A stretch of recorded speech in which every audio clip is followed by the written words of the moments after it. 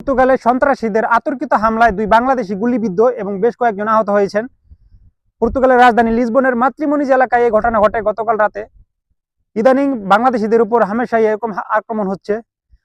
পর্তুগালে বাংলাদেশি কমিউনিটি আছে এবং সেখানে বেশ কয়েকজন সম্মানীয় ব্যক্তিবর্গ আছে যারা বেশ কয়েক বছর ধরে পর্তুগালে বসবাস করছেন এবং পর্তুগিজ কমিউনিটির সাথে যাদের ভালো একটা সম্পর্ক আছে। আপনারা চাইলে কিন্তু এর বিরুদ্ধে সোচ্চার হয়ে উঠতে পারেন, প্রতিবাদ করতে পারেন। উদাহরণস্বরূপ বলতে গেলে কিছুদিন আগে কিন্তু সেগানা কমিউনিটির বিরুদ্ধে এন্দ্রে ভেন্তুরা একটা বিলবোর্ড টানিয়েছিল।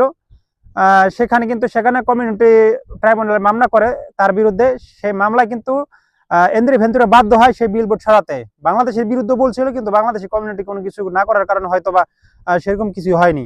এখন আপনারা হচ্ছেন আমাদের ভরসার একটা জায়গা, আপনারা অনেক সম্মানীয় ব্যক্তিবর্গ। এখন আপনারা যদি বলেন যে প্রতিবাদ না করে, কোনো কিছু শেয়ার না করে চুপ করে বসে থাকতে হবে, মার খেয়ে বা গুলিবিদ্ধ হয়ে বসে থাকতে হবে, তাহলে আমরা কোথায় যাব? আমাদের উপর এরকম আক্রমণ হতেই থাকবে, আমরা কি চুপ করে বসে থাকবো? তাহলে আপনাদের কমিউনিটি আছেন, আপনারা আছেন, তাহলে আপনাদের কাজটা কি?